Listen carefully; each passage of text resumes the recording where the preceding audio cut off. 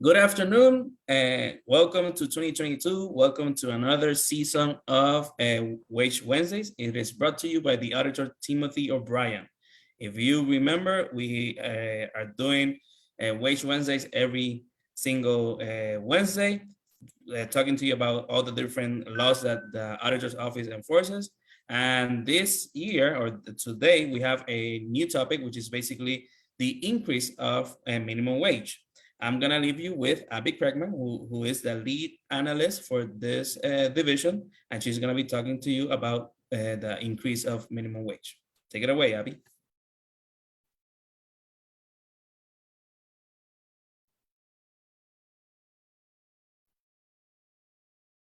It looks like we're having a technical difficulty. If you give us a second, let's see what happened here.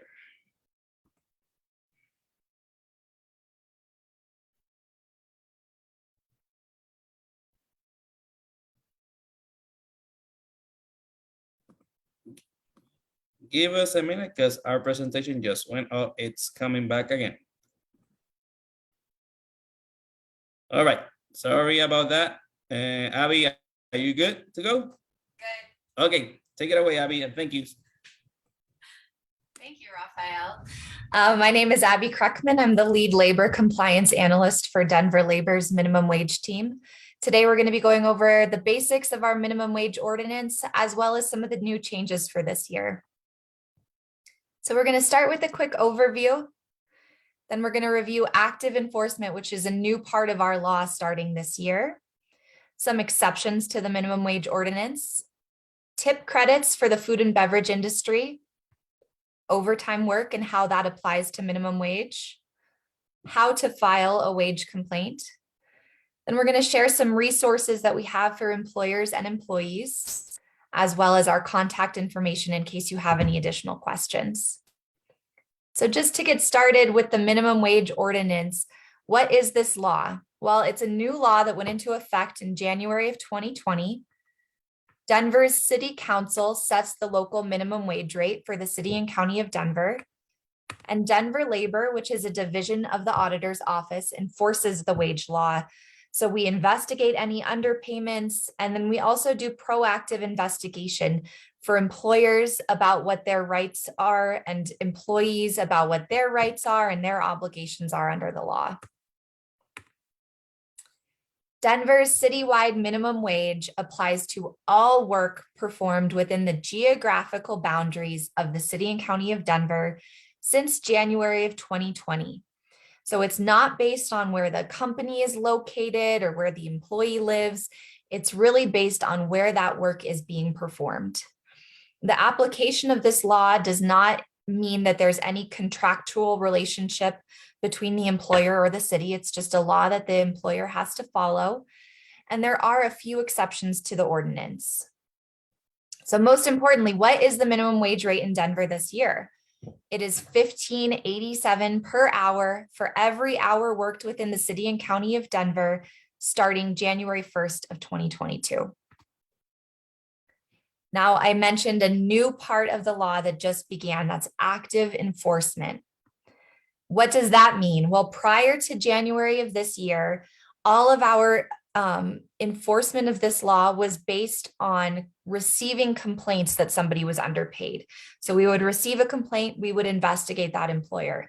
Starting January 1st of this year, we have the authority to conduct minimum wage investigations absent a complaint. So just based on understanding that an employer or an industry is at high risk of underpaying employees, that is enough for us to initiate an investigation. So how do we determine when we're going to initiate an investigation? The ordinance gives us the criteria we need to look at. There needs to be a reasonable belief that that employer has violated the law.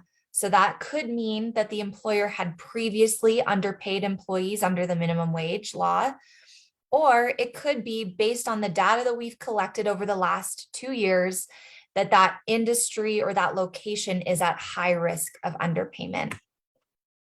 So looking at our data from the last 2 years, we've identified high risk areas and industries.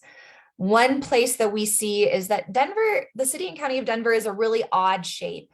It really juts into different areas, different suburbs, where some land has been annexed. So those city borders where maybe people who live there live in Littleton and don't realize that the shops that they go to, the restaurants they go to just across the street are actually within the city and county of Denver.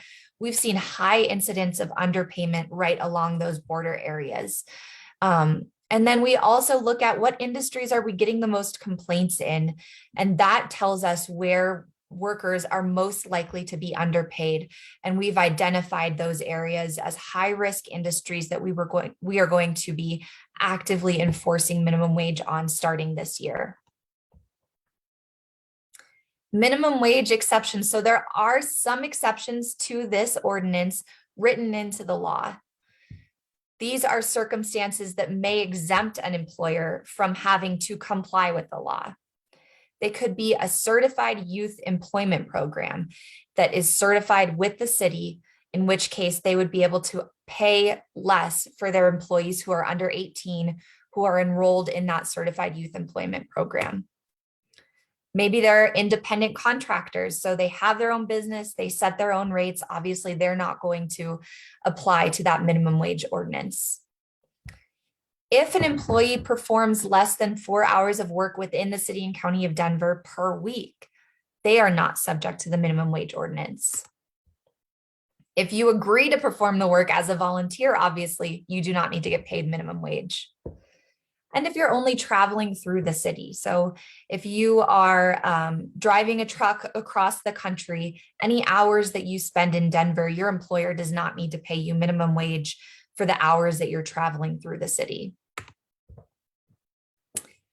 We're going to go into tip credit specifically for the food and beverage industry. I do want to say if you are employed in the food and beverage industry, we are going to be doing a specific training for this industry in 2 weeks on January 19th, the Wages Wednesday, that's going to go much more in depth over the tip credit and other intricacies that are specific to food and beverage employees. So definitely come back in 2 weeks to see those. But the tip credit, once again, it's only for the food and beverage industry. That it means that your employer can take credit towards their minimum wage obligation based on actual documented tips that their employees receive, up to $3.02 per hour. So this is credited towards the minimum wage obligation. If you're a tipped employee working in other industries, so maybe you are working in a hair salon, a nail salon, maybe you are a valet parking attendant and you receive a significant amount of tips, you're still not working within the food and beverage industry. So your employer cannot take a tip credit for your tips received. They still have to pay you that full minimum wage. Now, if you do receive tips and you work in the food and beverage industry, you must receive at least $3.02 per hour to get that full tip credit. In that case, your check has to show you $12.85 per hour coming from your employer for every hour worked. Now, the tip credit, that is per pay period. So if there's pay periods where you make less than $3.02 per hour, it's going to be based on your actual tips received. And once again, if this is relevant to you, if you work in the food and beverage industry, we're going to be going into greater depth in 2 weeks. How does minimum wage apply to overtime work? So overtime is any hours worked over 40 in a 7-day period. And the standard formula is just the minimum wage rate times time and a half is going to get you your overtime rate. Now, if you're a tipped employee, the tip credit is applied after you do the time and a half. So it's going to be the $15.87 times time and a half. And then you apply the $3.02 maximum or whatever your actual tips received are for that period. And if any employee or employer has questions specific to overtime, definitely contact us. Our contact information is going to be at the end of the presentation. We're happy to help you understand how much you should be getting paid for your overtime work. How to submit a wage complaint. So under this law, there's a couple different ways to do it. The easiest way, if you believe you're being underpaid or you know somebody who's being underpaid, the easiest way is probably our wage complaint form, which is available on our website at denverwages.org. It looks just like this picture here. You're going to want to put in as much information as you have. When you fill this out, that's the greatest chance of us finding the complaint credible and initiating an investigation. If you don't want to use the form, you can also email us at wagecomplaints@denvergov.org or give us a call at 720-913-5039.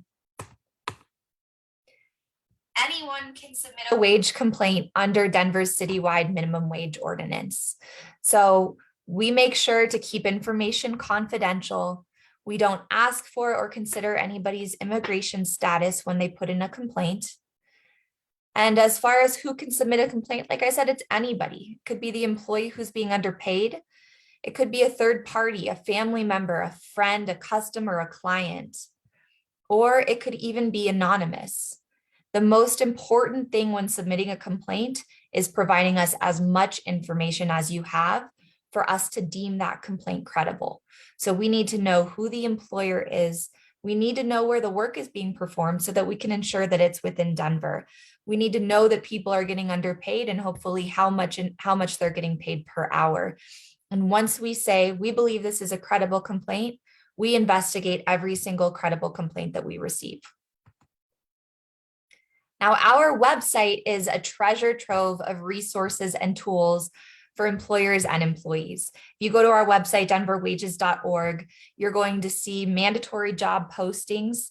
You can see an example of it here. It's a downloadable and printable PDF on our website that every job location in Denver should have, showing that minimum wage, as well as what to do if anyone is being underpaid. We also have Denver Regional Address Finder. So this is way better than Google. If you are unsure if your location is located within Denver, or maybe it's in Adams County or Jefferson County, you're going to want to plug the address into this Denver Regional Address Finder that you can see on our website. That's the tool that we use to determine jurisdiction. We also have a minimum wage calculator, super simple tip that you can use. You put in how much you're getting paid. It tells you if you're getting underpaid and how much you could be owed. For employers, we have an underpayment calculator.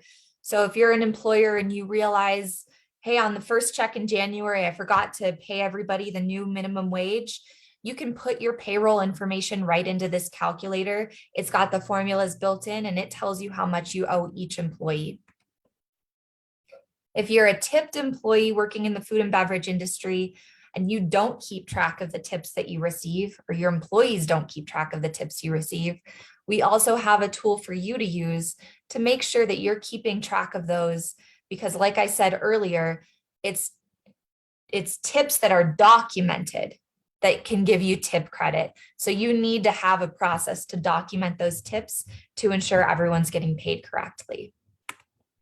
We also have wage complaint forms in English and Spanish available on our website. Our contact information is here. If you have any questions at all, we are happy to answer them. Phone, email, you can go to our website and see all those resources that we already mentioned. If you're an employer or an employee and you have any questions, we're very quick to respond. We want everybody to have the information ahead of time so that everyone gets paid correctly the first time. So here's our contact information. If you have any questions right now, you can submit them as a comment on the Facebook page, or you can contact us at any of these locations. We're going to be doing the same presentation next Wednesday in Spanish. So if you know anyone who wants this information who's a native Spanish speaker, that's a great resource for them as well, next Wednesday at noon. And then, like I said, 2 weeks from now, we're going to be going more in depth about Denver's citywide minimum wage and how that applies to the food and beverage industry.